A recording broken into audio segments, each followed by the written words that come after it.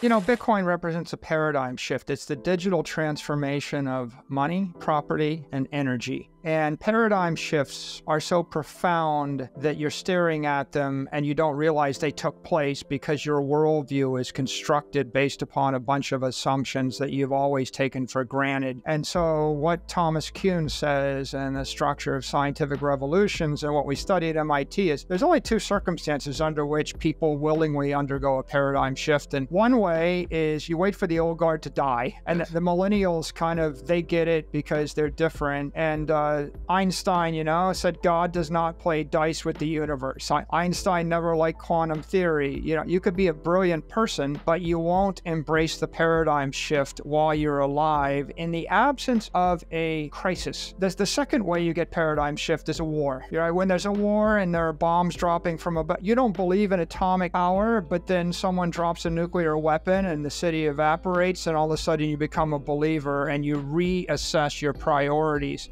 Recently, crypto markets have faced a downturn, with Bitcoin dropping below $40,000. Amid the market turbulence, Bitcoin ETFs hit a milestone by amassing almost $4 billion in assets. However, Michael Saylor believes these short-term price fluctuations is all just noise. He sees Bitcoin as both digital gold and digital property, and if Bitcoin replaces gold, he believes its value will reach $500,000 per Bitcoin. However, Saylor goes beyond that. In his eyes, Bitcoin is a complete paradigm shift, and over time, he thinks the market cap of Bitcoin will eventually hit over $100 trillion, a staggering point in which one Bitcoin would be worth $10 million per coin. Make sure to stick around till the end of the video where Michael Saylor reveals his ultimate dream for Bitcoin and how it will disrupt the traditional finance system. Also guys, only a small percentage of my viewers are actually subscribed. If you enjoy staying up to date with finance content, consider subscribing or liking the video. It's free and you can always change your mind. Now here's Michael Saylor with why he thinks Bitcoin is on a trajectory towards a staggering $10 million per coin. When you think of it as digital gold, then it should replace gold. Gold's worth $10 trillion, and that takes Bitcoin to 500,000. But when you think of it as digital property, like replacing buildings and land and other long storeholds of wealth, then, you're up by a factor of 20 or 30 from there. I mean, it should not be. It's much better than digital gold because I can move Bitcoin at the speed of light and I can program it to 1 million transactions an hour on an iPhone or a website. You can't do that with gold. So it's got more utility than gold, which means it's probably worth 20 or 30 trillion if it just replaces the gold. But instead of buying the Fontainebleau Hotel, which is a nice hotel,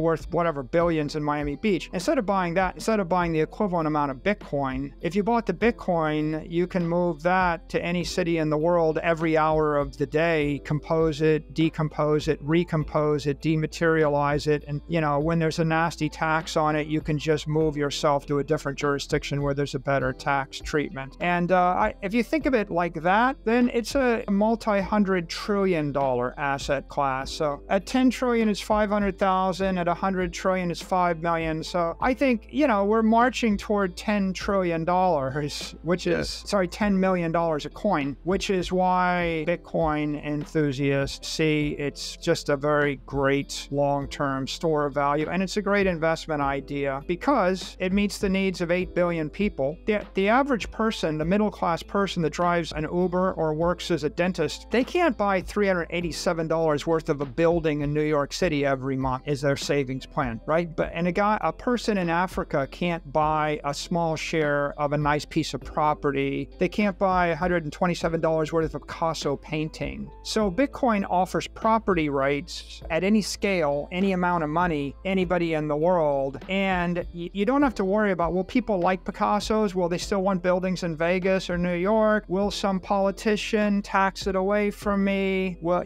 can I take it to an airport? So if you're looking for an egalitarian, utilitarian way for people to save money and protect their life force or protect their economic wealth for the next 100 years, and you were looking for something that's kind of consistent with the mobile wave, Android phones, iPhones, websites, that's truly global. Yeah, I will say though, even when it's 10 times better, what you have is a commercially successful venture. But for example, Warren Buffett never invested in Microsoft, and Warren Buffett never invested in Amazon, right? Even though it's 10 times better, right? If you have enough money and enough power, you can ignore stuff. You know, my dad didn't use any of the new technology until at some point we gave him a television and YouTube, and YouTube did it. Like, he didn't care about all the other things, but if you can sit and you can talk to the remote and you can stream on YouTube to anything, all of a sudden 80-year-old man decides he loves this now. And so it has to just click,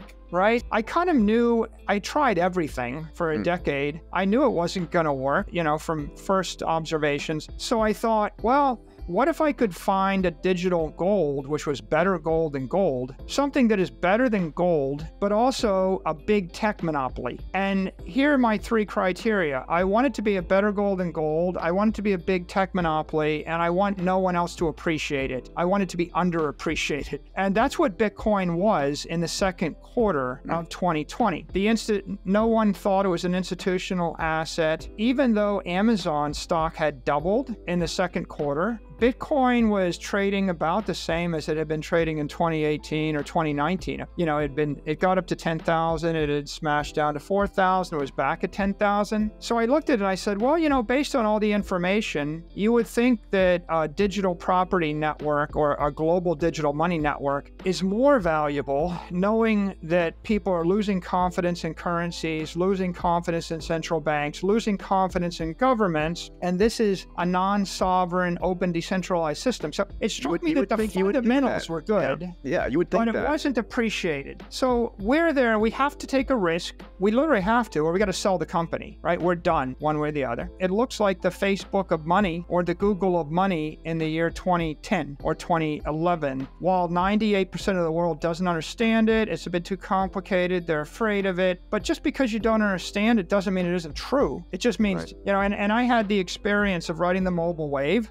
And I'm the guy in 2011 that bought Amazon, Apple, Facebook, and Google stock, you know, and they all worked out well. So get off the mobile wave, get on the crypto wave, and think that through. So that kind of made the decision straightforward. It wasn't without risk, but the alternative was pretty much throw in the towel and just either get beat to death fast or beat to death slowly. And so we got into this business at that time. And of course, the last 2 years have been, I think, fairly good ones in terms of commercialization, institutionalization of digital assets. I think that it's pretty stable at this point. I think that the great risk came in the first few years. It's just like, again, coming back to the metaphor of a fire. If you start a fire, right, and you can put the fire out in the first few minutes, but at some point when the fire is taken over the entire warehouse or it's broken out into the entire forest, you can't put fire out. So I think at this point, it's beyond that event horizon. But certainly back in 2012, 2011, 2013, there are a lot of questions like, would it be deemed property by the IRS? You know, would it be banned or outlawed? You know, the online gambling got banned and they just shut it down dead on arrival. So there are a lot of things that do get squelched. This had to get to a sufficiently decentralized, diffuse point where no one regulator or no one nation state would think they could stop it. And I think we're clearly there now. You can see that now with the utterances coming out of the White House, the Secretary of the Treasury, the SEC, and the head of the CFTC. But you couldn't have been sure about that in 2012. In the world we live in right now, before Bitcoin, you can have $1 million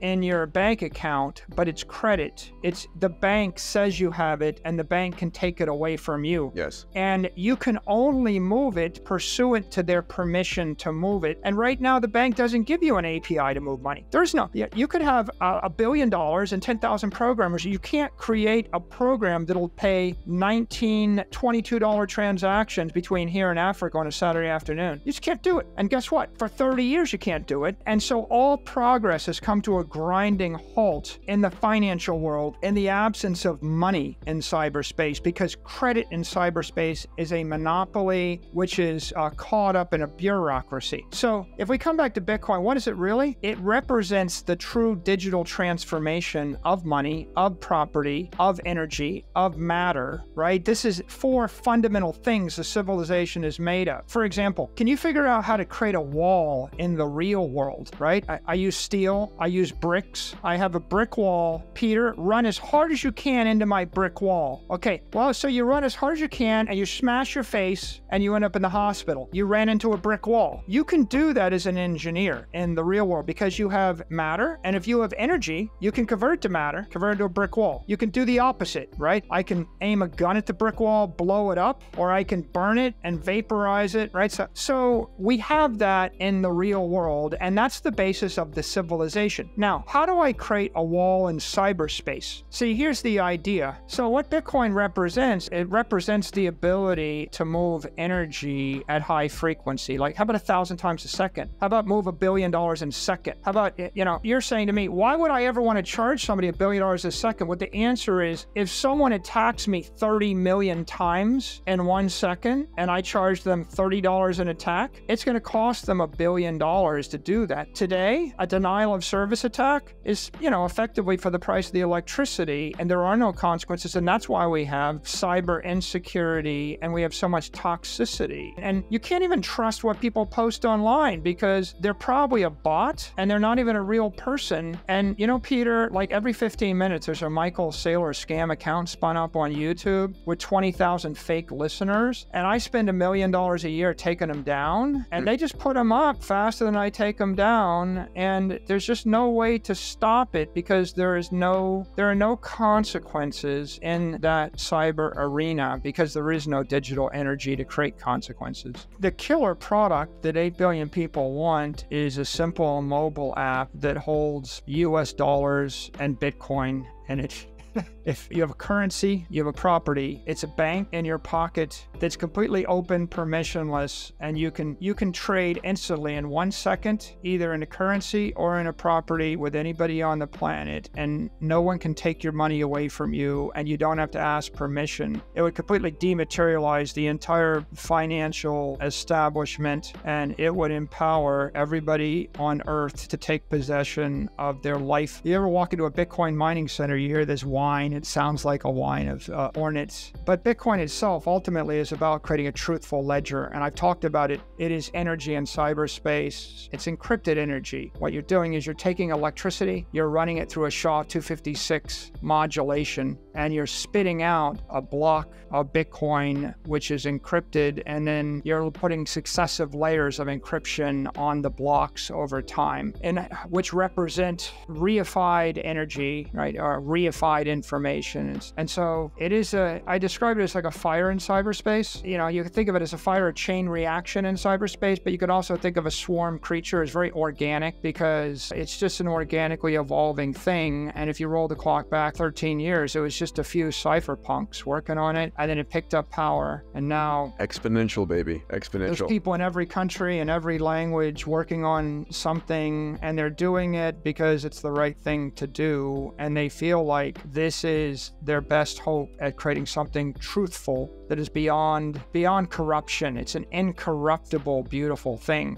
So there's Michael Saylor with his thought-provoking insights on the current state of crypto markets and the potential of Bitcoin, as well as the transformative power it holds. Saylor believes that recent market turbulence is all just part of the volatile crypto landscape. He sees Bitcoin not just as digital gold, but as digital property, with the potential to replace traditional assets like real estate. The speed and programmability of Bitcoin, according to Saylor, gives it utility far beyond that of gold.